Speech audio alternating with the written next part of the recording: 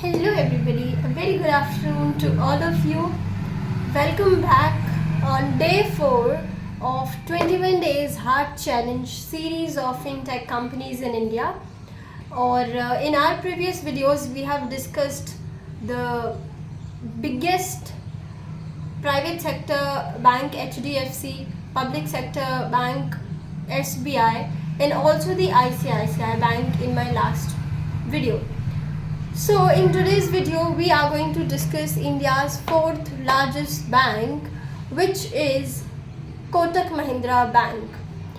Yes, so हम बात करेंगे इस वीडियो में कैसे बैंक शुरू हुआ, क्या इनिशियली ये कंपनी बैंक ही थी या फिर किसी और फॉर्म में इनकॉर्पोरेट हुई थी, कौन वो की पीपल थे जिनका की रोल रहा है कंपनी को स्क्रैच से स्टार्ट करने और आज जो ये पोजीशन पे है यहाँ तक लाने में क्या स्ट्रैटेजीज रही हैं, क्या एरिया ऑफ सर्विस, क्या ऑपरेशन रहा है एंड ऑल दैट। और स्टार्टिंग से लेकर हम आज तक जो बैंक के बारे में न्यूज़ रही हैं वो सारी चीज़ों को कवर करेंगे। तो आई थिंक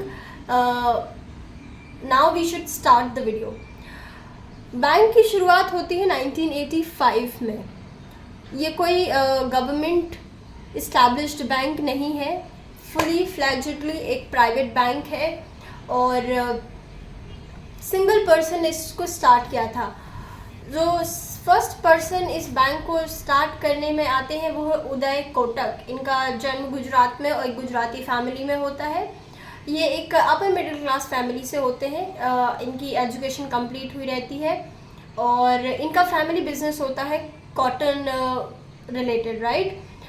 फिर ये अप्लाई करते हैं जॉब के लिए, हालांकि ये जॉब के लिए हायर भी होते हैं, बट हिज फादर सेज कि why you have to grow another's business, why don't you join family business and grow that. तो ये फैमिली बिजनेस को ज्वाइन करते हैं। बट यहाँ पे इनको एक चीज़ प्रॉब्लम होती है कि किसी भी डिसीजन को लेने में, किसी भी मैनेजरियल डिसीजन लेने को कई लोगों से अप्रूव कराना है, then you have to then you reach to a conclusion। तो ये चीज़ इनको बहुत खलती है और ये सोचते हैं मैं अपना खुद का कुछ करूँगा जहाँ पे मुझे किसी भी मैनेजरियल डिसीजन तक पहुँचने के लिए किसी के अप्रूवल की ज़रूरत ना पड़े। ऐसे ही कुछ ये सोच के अपनी फैमिली एंड फ्रेंड्स से लोन लेते हैं। ऑब्वियसली वो लोन इंटरेस्ट फ्री नहीं होता है, वो इंटरेस्ट भी उस पर पे कर रहे होते हैं। तो उस टाइम में 1985 में इनकी जो लोन से ली हुई फ़ंड हो जाती है वो हो जाती 30 लाख।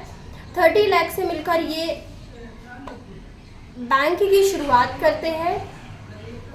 बट ये बैंक नहीं होता है, आज ये बैंक है, लेकिन तब इनिशियली जब इन्होंने ये बनाया था वो कोटक फाइनेंस करके था, राइट।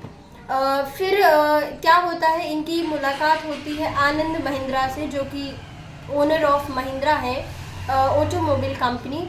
वो और उनके फादर हरीश महिंद्रा इनमें 1 लाख, इनकी कंपनी में 1 लाख रुपीज़ इन्वेस्ट करते हैं। आज तो 1 लाख रुपीज़ की वैल्यू हमें बहुत कम लगती है, लेकिन उस टाइम ये अमाउंट काफ़ी बड़ा है। तो इस वजह से ये दोनों मिल जाते हैं, आनंद महिंद्रा और उदय कोटक। इसीलिए बैंक का नाम पड़ जाता है, कंपनी का नाम पड़ जाता है बेसिकली कोटक महिंद्रा फाइनेंस। अगर आज की बात करें तो आज ये बैंक है, बट उस टाइम ये फाइनेंस के सेक्टर में थे लेकिन बैंक नहीं थे। सबसे पहले इन्होंने डील किया बिल डिस्काउंटिंग में, हायर परचेज में, लीज में। उसके बाद कुछ टाइम बाद ये स्टार्ट करते हैं 1990s में कार फाइनेंसिंग कराना स्टार्ट कर देते हैं। और जैसे कि हमने ऑलरेडी डिस्कस किया कि महिंद्रा ऑलरेडी ऑटोमोबाइल्स में डील कर रही थी, तो इन्होंने सोचा कि क्यों ना हम लोगों को कार फाइनेंसिंग कर दें।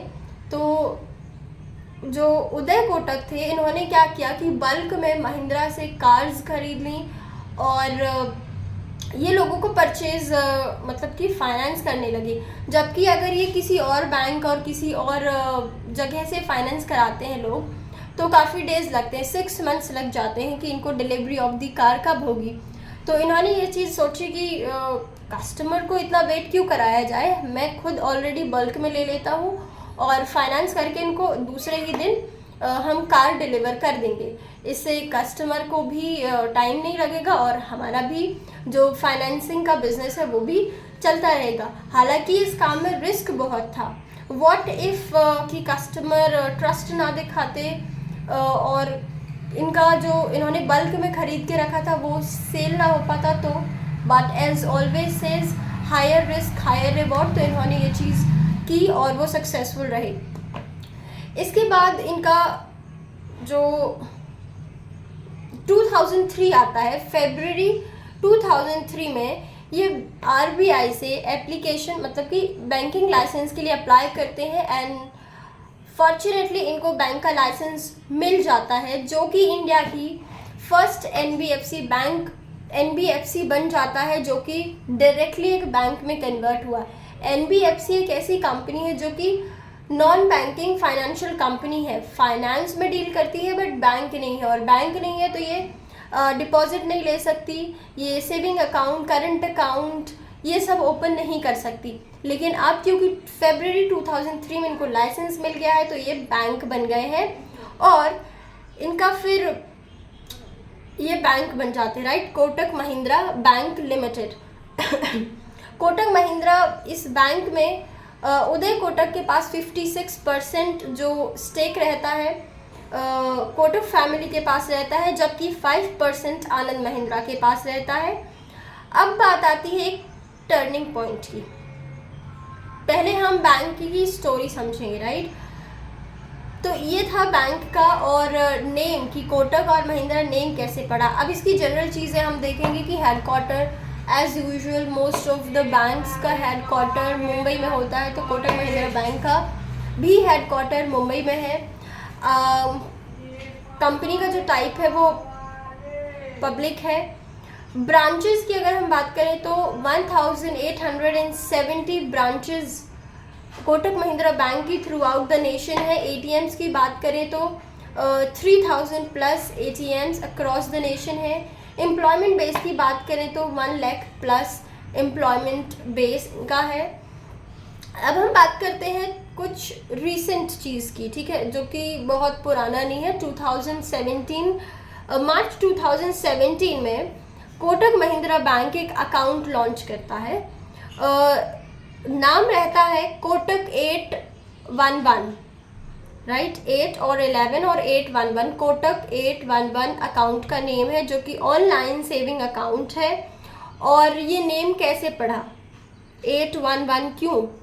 ये वो डेट है जब प्रधानमंत्री नरेंद्र मोदी जी ने डीमोनेटाइजेशन को अनाउंस किया था, 8th November. So 8 for 8th and November for 11, सो 811। और उदय कोटक कहते हैं कि ये वो दिन था जब